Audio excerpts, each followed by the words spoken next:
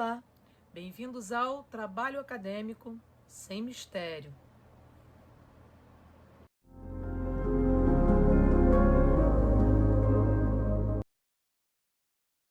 Olá, hoje nós vamos falar sobre monografia. A monografia é uma primeira elaboração de um trabalho acadêmico um pouco mais complexo. Ela é um pouco mais complexa que o artigo e ela realmente é a apresentação de um resultado de uma pesquisa. A monografia, como o nome já diz, é a grafia, mono, de um tema, tá certo? E aí a primeira questão de uma monografia é a escolha do tema.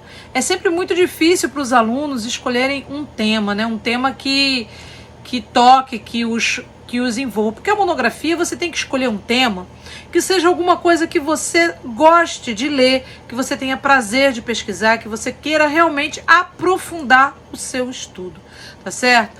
Agora, algumas pessoas acham que quando a gente fala de pesquisa, você tem que ter um tema mirabolante, uma coisa super original.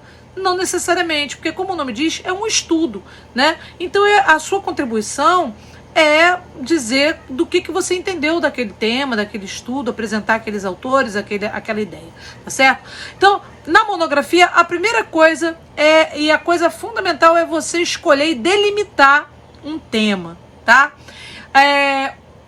Existem grandes temas na área da educação, Fracasso escolar, educação infantil, educação de jovens e adultos, didáticas específicas, didática da matemática, didática da língua portuguesa, didática das ciências, da história, avaliação, currículo, ensino especial, EAD, quer dizer, a gente tem aí milhares de temas. A área da educação é um campo muito vasto, nós temos milhares de temas. Você vai ter que delimitar o estudo mais especificamente possível. Quanto mais você delimitar, quanto mais específico for o seu campo de estudo, mais fácil você vai desenvolver a sua monografia, ok? Você não pode escrever, por exemplo, sobre a alfabetização no Brasil, Não pode. Você tem que...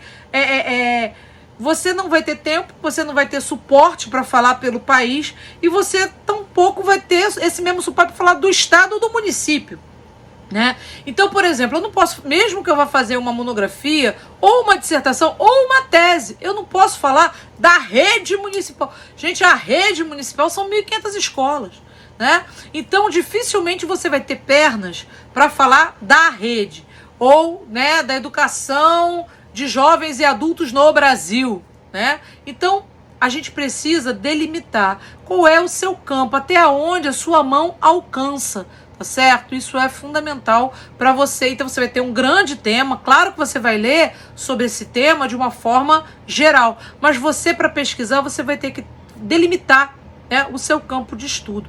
Então, essa monografia fala especificamente dessa escola, dessa realidade, desse metro quadrado que eu habito, tá certo? Enfim, precisa fazer um recorte, quer dizer, uma experiência na escola, ou uma revisão bibliográfica, a alfabetização no Brasil, um debate sobre a questão X, sobre determinado aspecto da alfabetização no Brasil e não sobre a alfabetização no Brasil como um todo. Então, é fundamental, nesse primeiro momento, que você consiga delimitar o seu tema, com o máximo objetividade possível, quer dizer, enxugar esse tema, deixá-lo realmente mais próximo de você. Mas, Andréia, se eu falar muito só daquilo que me é muito próximo, tem alguma relevância essa pesquisa? Tem, Porque, como eu falei no artigo, a parte dialoga com o todo e o todo dialoga com parte. Cada um falando do seu pedacinho, quando a gente junta, a gente consegue fazer um mapa da educação no Brasil e perceber a diversidade, a complexidade que é a educação no Brasil, Então, eu falo aqui da realidade que me é próxima. Eu vou falar aqui, da escola no bairro tal, da rede São Gonçalo. Bacana, porque o outro está escrevendo sobre a escola tal num bairro de Roraima, de Rondônia, que não dá para você tá pesquisando lá e ele está pesquisando cá. Então, você contribui para que a gente entenda parte dessa realidade, né, para que a gente tenha noção dessa complexidade da educação brasileira, e o coleguinha lá de Roraima, do Acre, vai escrever sobre aquilo que lhe é próximo, aquilo que lhe é familiar, ok? Então, a gente precisa delimitar o tema. Esse material de orientação à monografia, eu preparei para os meus orientandos, no meu site, tá aí, ó, andreaserpauf.com.br. Eu preparei um material para que eles pudessem ter parte a parte os passos da monografia. Então, quem quiser pode ir lá. Esse passo a passo para a monografia, ele também, de certa forma, é um passo a passo para a elaboração de qualquer projeto de pesquisa, tá certo? Porque a monografia, como projeto de pesquisa, ela é uma formatação que vai seguir a gente até a tese de doutorado, ok? Então, entra lá e vê esse material com cuidado, que vocês vão ter uma boa base, então, pelo menos do que tem que constar, do que faz parte, tá certo? Bom, todo trabalho de pesquisa, ele precisa ter um objetivo. Então, quais são os seus objetivos da sua pesquisa, né? O que você objetiva saber com a sua pesquisa? Todo texto monográfico é uma pesquisa, né? Por ser uma pesquisa, deve partir de uma pergunta. Um texto que parte de uma afirmação não é pesquisa, é ensaio. Então, encontre uma questão. Por que algumas crianças da escola X aprendem a escrever em 1 ano e outras não?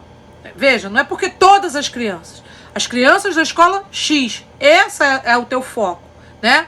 Esse é o teu grupo focal. Então você vai falar da escola X, você não vai falar da educação do Brasil, da rede, do universo, né? Então, essas crianças, por que aqui nessa realidade acontece isso dessa maneira? Tá certo? Qual é a relação do jovem adulto analfabeto com a escola X? Né? Então é uma questão específica. Como é feita a inclusão das crianças com deficiências na escola X?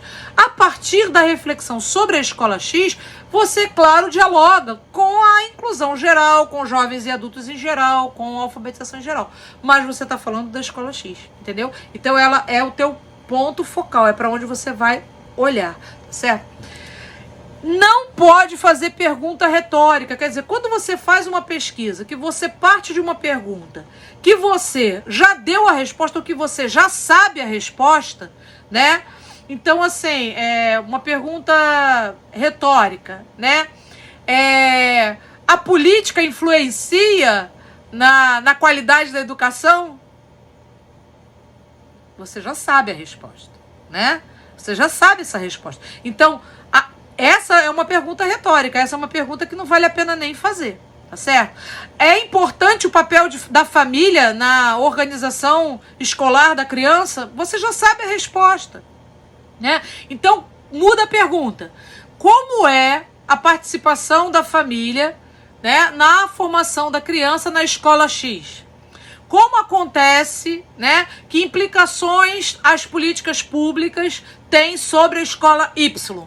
Aí sim, aí você está fazendo uma pergunta que você ainda não sabe a resposta.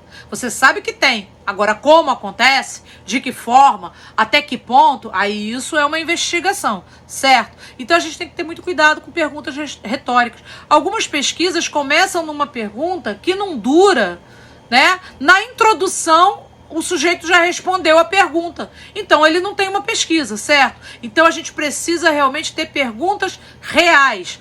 Perguntas que vão te jogar numa jornada, que vão te jogar numa caminhada. Eu não sei essa resposta. Como é? Eu sei que acontece, mas como isso acontece? Né? Como é? Por exemplo, a formação docente influencia no processo de alfabetização? Óbvio que influencia. Agora, como? De que forma? De que forma na escola Y, né, a formação do professor tem interferido no processo de alfabetização das crianças? Aí eu tenho uma pergunta, porque é uma coisa específica. Entenderam a diferença? Bom, então, uma vez descobertas as perguntas, elabora-se os objetivos. Todo objetivo é elaborado a partir de um verbo, certo? Então, todo objetivo começa com um verbo, tá? Investigar as relações família-escola na escola X, refletir sobre a produção do fracasso escolar a partir da experiência da escola X, Contribuir para a discussão sobre o papel docente e a formação do sucesso escolar a partir das experiências das professoras da escola X. Então eu estou dando, assim, alguns exemplos de como a gente pode estar construindo os nossos objetivos. Então, primeiro eu tenho que delimitar o meu tema, né? Eu tenho que saber do que eu vou falar, né? Qual é o espaço-tempo da minha pesquisa. Qual é o espaço-tempo da minha pesquisa? Ela vai acontecer falando de que lugar e de que tempo histórico. Daqui, desse tempo histórico, dessa situação. Ok? E aí? E aí eu elaboro os objetivos. Então, o que eu quero saber? Tá certo? E aí é que eu começo a minha pesquisa. Aí vem a outra fase, que é bastante complexa e a gente precisa estudar, né? Lá no artigo eu já falei que a gente tem duas fundamentações teóricas.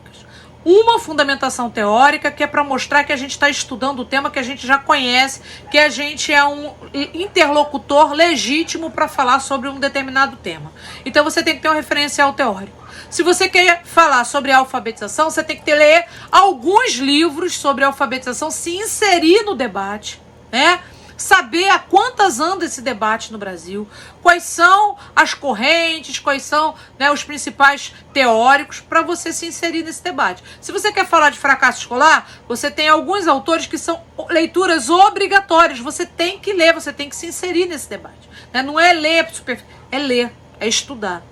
Então, se minha monografia é sobre avaliação, eu já sei que eu vou ter que ler alguns autores que são referenciais em avaliação. Se a minha monografia é sobre educação infantil, eu vou ter que ler aqueles autores que são referências em educação infantil. Andréia, como é que eu sei quem é referência? É fácil. A gente faz uma batida de figurinhas, né? Geralmente, se você baixar 10 artigos sobre um assunto na internet e o mesmo autor está na bibliografia de quase todos eles, ele é referência. É simples assim, tá certo? Então é fácil você descobrir quem são as grandes referências, as pessoas que têm mais trabalho publicado, que participam os nomes, que são nomes dos congressos mais importantes, né, das universidades federais, das PUCs da vida. Então essas pessoas geralmente são referências, tá certo?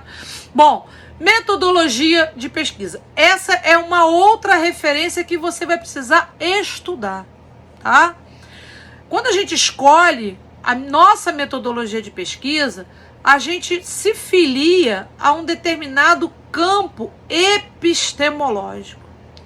Nossa, o que é isso, André? Significa que a gente produz conhecimento e acredita que o conhecimento é produzido de uma determinada perspectiva. Existem várias, né? Quando vocês vêm lá no mestrado, no doutorado, né, diferentes linhas de pesquisa, às vezes essas linhas têm diferentes compreensões epistemológicas de como o trabalho acadêmico deve ser produzido. Então eu, por exemplo, sou do campo do cotidiano. Então o meu referencial teórico vai ser o meu referencial para metodologia de pesquisa também vai ser diferenciado. Então, vai ser diferente de um colega que trabalha numa outra perspectiva epistemológica, que vai trabalhar com outro referencial, que vai fazer análise, que vai trabalhar com categorias de análise. Eu não vou trabalhar com categoria de análise. Então, são diferenças que quem vai elaborar seu trabalho precisa começar a estudar, a compreender que diferenças são essas, tá certo? Então, a metodologia de pesquisa, a gente também precisa ter um referencial teórico. A gente precisa saber, né, que metodologia que eu vou usar na minha pesquisa, ok? Então, toda investigação exige um método, um passo a passo a ser seguido, princípios que orientam a pesquisa. Existem muitas formas de pesquisa, né? E algumas elas se prestam mais às ciências humanas do que outras, porque também tem isso, né? Ciências diferentes, né? Ciências exatas, tecnológicas, científicas, elas têm uma forma de fazer ciência que às vezes não serve à ciência humana. Por quê? Porque nós trabalhamos com um objeto que não é objeto, que é sujeito, que é o ser humano, certo? Então o sujeito que está lá pesquisando, sei lá, a borboleta não vai mudar o comportamento dela mês a mês, ano a ano, né? Então ele tem um objeto mais estável na mão. Se o cara estuda quartzo, né? Então assim, há milhões e milhões de anos um quartzo é um quartzo e ele vai continuar sendo um quartzo. Mas o ser humano é um objeto de estudo, né, do campo das ciências humanas, que ele está sempre em transformação, está sempre em ebulição. Então nós temos que ter outras metodologias de pesquisa, tá certo? Bom, elas podem ser quantitativas ou qualitativas, nós vimos isso lá, né, na elaboração do artigo. Existem pesquisas que são mais quantitativas, que os grandes institutos, né, de geopolítica, o INEP, grandes institutos trabalham com pesquisas quantitativas, né? Eles fazem uma pesquisa em larga escala e vão trabalhar com dados, vão cruzar dados, vão trabalhar com dados estatísticos, né? Toda a ciência da estatística vai estar a serviço dessas pesquisas. É diferente da pesquisa qualitativa, que é uma pesquisa mais focal, que é uma pesquisa mais pessoal, no sentido de uma proximidade entre o pesquisador e aquilo que ele está pesquisando, tá certo? Ou ainda trazer aspectos, e algumas pesquisas trazem aspectos quantitativos e qualitativos. Você também pode trazer dados, né? Nada impede que você faça uma pesquisa qualitativa, mas que você traga dados, né? Vou dar um exemplo. Eu fiz uma pesquisa qualitativa sobre a realidade dos alunos com defasagem e seriedade da minha escola, né? Então eu tinha a entrevista com as professoras, né, com as pessoas que trabalhavam diretamente com essas turmas, a sua percepção, né, o conhecimento que elas já tinham produzido sobre aquele espaço, mas eu tinha também dados do sistema acadêmico sobre o histórico daqueles alunos, né, quantos eles eram, né, de que etnia, de que raça eles tinham, né? No computador vem raça, assim, inclusive no nosso sistema acadêmico vinha até assim, índio, amarelo, pardo, uma coisa horrorosa, mas eram dados que estavam no sistema acadêmico. Se tinha, por exemplo, tinha 90% eram meninos negros, né? Sem pai na certidão de nascimento. Isso são dados, né, numéricos que eu posso investigar e que está lá no sistema acadêmico. Então, eu faço uma pesquisa qualitativa, mas eu também tenho dados quantitativos para falar sobre o perfil desse aluno, tá certo? Bom, a pesquisa quantitativa geralmente exige que o pesquisador tenha alguma experiência para lidar com dados estatísticos, tabelas, né, números, enfim. Exige uma formação desse pesquisador também para saber lidar, cruzar as variáveis, né? A estatística não é uma ciência simples, então você precisa realmente ter algum conhecimento para aprofundar e fazer uma pesquisa quantitativa nesse sentido, tá certo? E a interpretação desses dados. A pesquisa qualitativa exige um cuidado na tomada das entrevistas, nas conversas, no uso das vozes do outro de forma respeitosa, né? Não querer usar a entrevista e a voz do outro como um trampolim, né, para você aparecer. Então tem muita pesquisa, aliás, tem muita gente que não gosta de responder pesquisa, né, que fica com raiva de pesquisador, porque o sujeito vai na escola, né, faz entrevistas, depois você descobre que aquela pessoa pegou aquilo que você disse e desceu o sarrafo sem ética nenhuma, sem respeito nenhum, e não devolve isso para a escola, quer dizer, não dá um retorno, né? Então, na pesquisa qualitativa, é preciso um cuidado ético, sabe? Um cuidado, um respeito às pessoas que estão contribuindo, que também são sujeitos na sua pesquisa. Eu não estou dizendo isso que você tem que achar tudo que ele fala bonitinho, legalzinho, né? E colocar lá sem nenhuma reflexão. Mas ser respeitoso nessa reflexão. Ser ético nessa reflexão, sabe? Então, é preciso ter um cuidado quando a gente trabalha com a voz do outro. O outro está sendo generoso em abrir o cotidiano dele, a realidade dele, o saber dele, a experiência dele para compartilhar com você.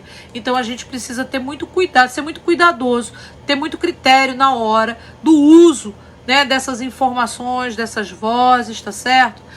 Inclusive na escolha se você vai usar um pseudônimo, se você vai nomeá-lo, se você vai identificar a escola ou não. Tudo isso tem que ser acordado, tudo isso precisa ser discutido, tá certo? E existe agora nas universidades, inclusive, um comitê de ética, né, que avalia essas escolhas, tá certo? Bom, então, tente responder as seguintes questões, né? Então, você está elaborando lá teu projeto de pesquisa, seja monografia, seja outro projeto. Tente responder essas questões. Como é que você pretende investigar? Como você pretende fazer isso, né? Você já pensou sobre isso? Como é que você pretende investigar, encaminhar a sua investigação? Você precisa, antes de você se propor a fazer qualquer pesquisa, você precisa responder isso. Você já sabe, né? Qual o caminho?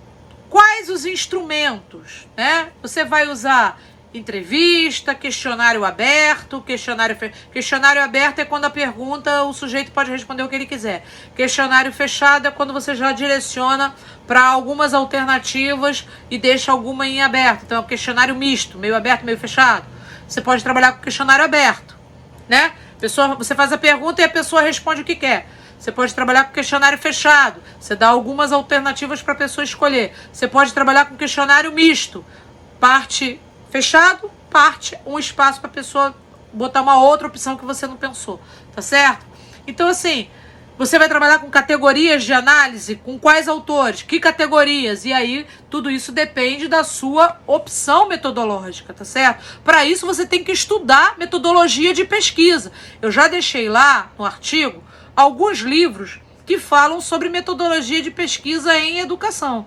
Então não adianta, você precisa estudar, né? Quais são os procedimentos? André, eu quero fazer um estudo de caso. Existe um procedimento, existe um método para você trabalhar com estudo de caso. Eu quero trabalhar com roda de conversa. Existe um procedimento para você trabalhar com rodas de conversa. Então, dependendo de como você pretenda colher os seus dados, né, você precisa também estar fundamentado, porque você tem que fazer no seu trabalho uma defesa fundamentada teoricamente de por que você está escolhendo, então, essa metodologia para a sua pesquisa. Então, você tem que convencer o autor, e primeiro você tem que convencer a banca, né? Mas você tem que convencer o teu leitor de que essa era a melhor forma de você pesquisar, esse foi um caminho que você escolheu porque você achou ele adequado. E aí você faz uma defesa teórica, né, de por que você entende que a sua pesquisa precisa ser elaborada dessa maneira. Para isso você tem que ter fundamentação teórica. Então, o que eu estou dizendo? Não basta dizer que você vai fazer uma pesquisa usando entrevista. Eu vou entrevistar as professoras. Por quê? Né? Que metodologia, como é que essa metodologia de pesquisa contribui para a elaboração do seu trabalho? Então você tem que ter uma justificativa teórica para fazer a escolha da estratégia. Não basta escolher a estratégia de pesquisa. Você tem que defender teoricamente a estratégia de pesquisa, ok? Então, para isso, você tem que ter fundamento teórico. Você tem que dizer, eu estou fazendo essa opção porque eu me filio a esse campo epistemológico. Eu sou um pesquisador que entendo que pesquisa tem que ser feita assim. E aí você defende o seu peixe, tá? Você tem que vender seu peixe, tá certo? Então, é isso. Por que você acredita que essa seja uma forma adequada à sua investigação? Que fundamentos teóricos epistemológicos fundamentam a sua escolha? Então, como vocês estão vendo, fazer uma escolha metodológica, escolher a metodologia da pesquisa é um estudo à parte. Então, você vai estudar a fundamentação teórica do seu tema e você vai estudar, vai ter uma fundamentação teórica da sua metodologia de pesquisa. E as duas coisas, as duas defesas teóricas têm que estar presentes no seu trabalho, tá? Seja monografia, seja dissertação, seja tese, tá?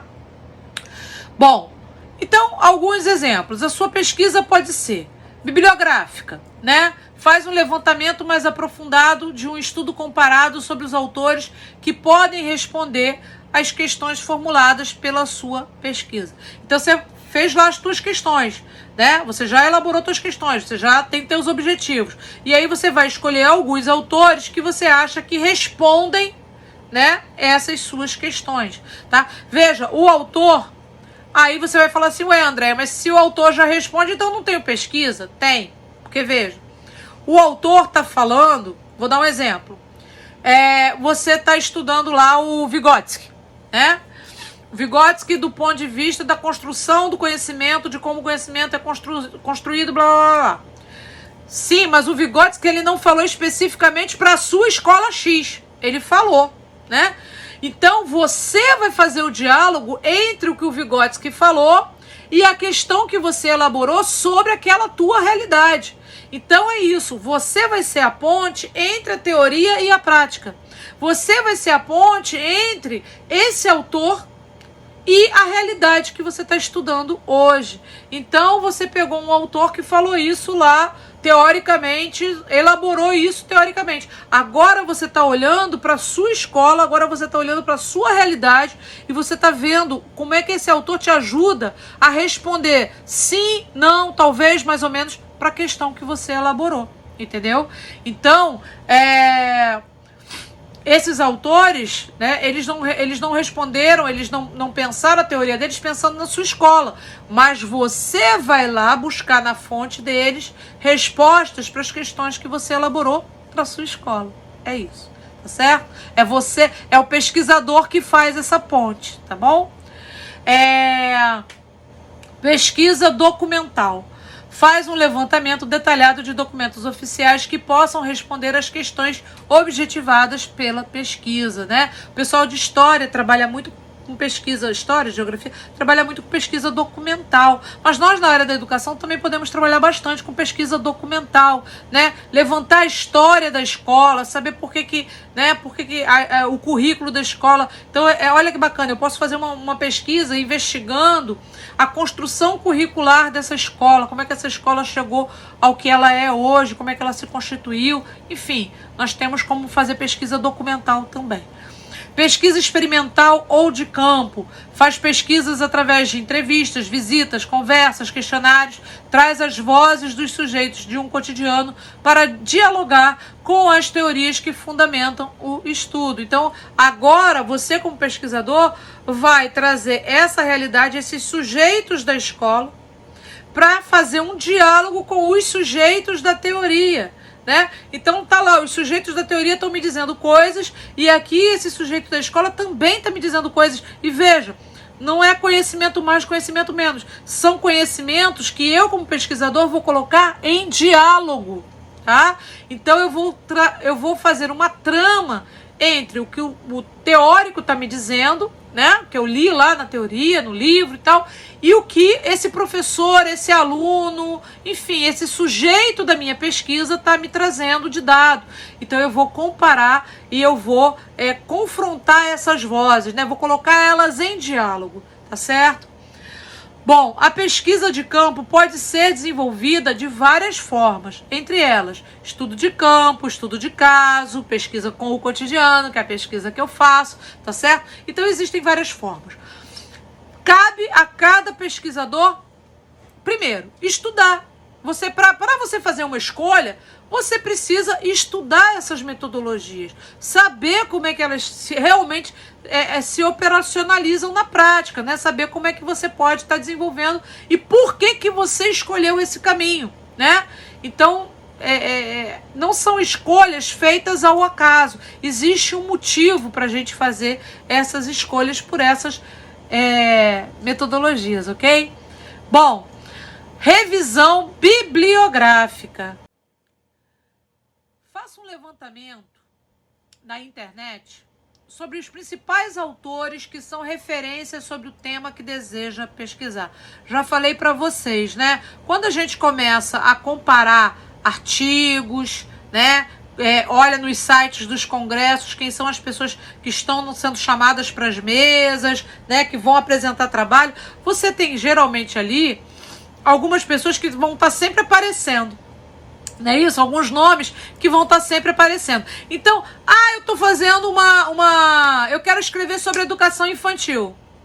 Que bonito. Se você começar a baixar na internet, você vai ver os nomes dos professores que caem em prova de concurso, Não é isso? Então o que você vai aparecer lá? Vai aparecer Sônia Kramer, vai aparecer Luciano Osteto, vai aparecer Rita Ribes, vai aparecer Patrícia Corsino, e aí vai, você vai puxando esse miado aí e vai aparecer muita gente boa. Então, essas pessoas são referências, entendeu? São referencial teórico. E aí você começa a procurar artigos dessas pessoas para ler. Você começa a procurar, né, do que essas pessoas estão estudando, tá certo? Bom, procure por artigos que lhe ajudem a compreender melhor o seu tema, né? Antes de sair lendo um monte de livro, leia artigos, né? Porque o artigo é menor, o artigo já traz de uma forma resumida as principais questões, né? Se for resultado de pesquisa e tal, ele já vai trazer de uma forma mais resumida. Então, primeiro você lê artigo, até para você se certificar se é isso mesmo que você quer. Se é isso que você está procurando? É esse o caminho? Então você leu lá 3 artigos, isso aqui não tem nada a ver comigo. Não, isso aqui não quero falar sobre... E aí você muda. Então, você não perdeu dias lendo o livro, você lê um artigo e você já sabe que não é aquilo, que é outra coisa.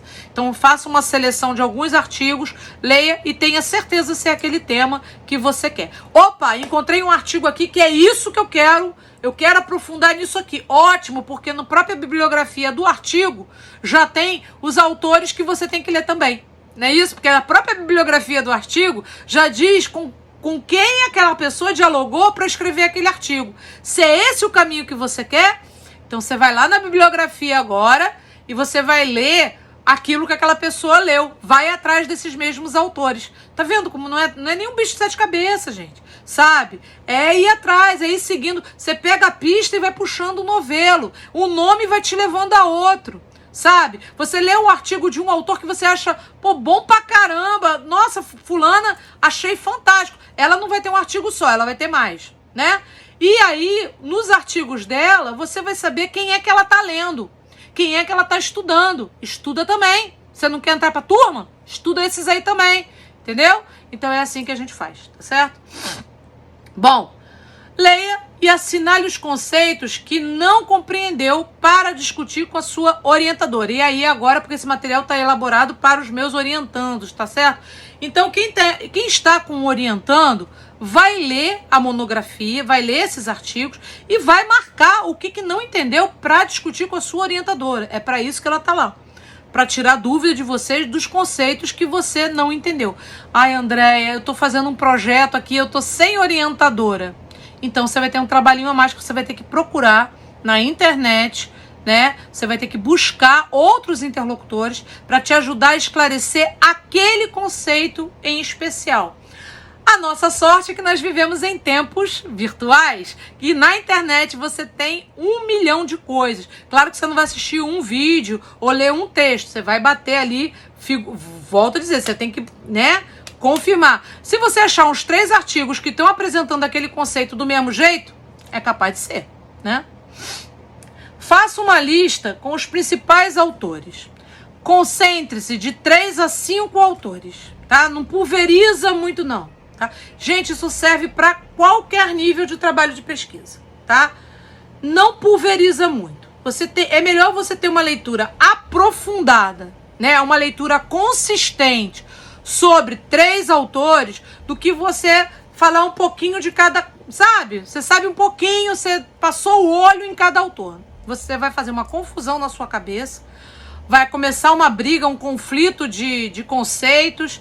E aí você vai chegar uma hora que isso vai te dar uma paralisia, assim. Você não sabe se você vai com... Sabe? Você não sabe quem é a sua turma. Você não sabe para que lado você vai. Porque um tá falando um negócio, outro tá falando o outro. Mas você gosta dos dois. Amor, triângulo amoroso não é bom nem em trabalho acadêmico, tá? Então, escolhe a tua turma.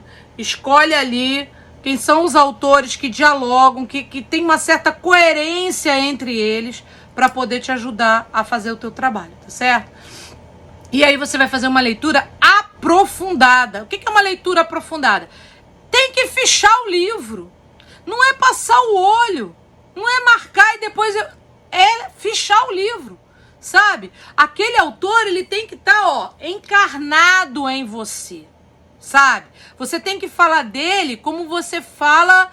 de alguém próximo, de alguém com quem você tem intimidade. Então, o autor que vai ser que vai fundamentar o teu trabalho, você tem que ter intimidade com a ideia dele, intimidade com os conceitos dele, tá certo? E aí você vai escrever o teu texto com muito mais facilidade. O teu texto vai ter fluidez. Você não vai precisar ficar falando o que o autor disse, porque ele vai sair de você pelos poros, você vai transpirar aquele autor, ok? Então essa é a ideia. Tem que estudar com profundidade.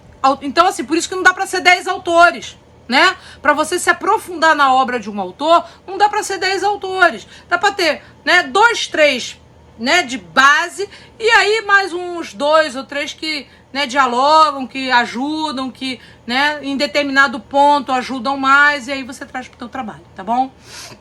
Bom, assinale os conceitos que você entendeu, que você não entendeu, para você aprofundar, para você buscar essas respostas, tá certo? Então, faça um fichamento dos principais textos, livros que você pretende usar, tá? Faça o fichamento, já falei isso lá atrás, já foi a primeira aula, né? Faça um fichamento bibliográfico, faça um fichamento dos conteúdos, faça um fichamento das citações. Esse trabalho é mais ou menos quando a gente cozinha, né? Que a gente já deixa tudo meio, faz o pré-preparo, né? Porque na hora que começa o jogo, você só vai pegando e vai botando, vai pegando e vai botando, né? Porque às vezes, no meio do negócio, você parar para ir descascar a cebola, alguma coisa já queimou na panela. Então, né? A gente precisa se organizar antes, ter essa organização de estudo.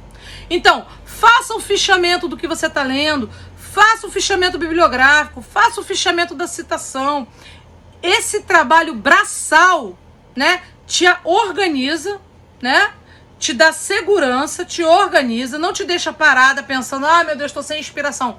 Faz o trabalho braçal, faz o seu dever de casa, que aí você vai economizar tempo mais à frente, ok?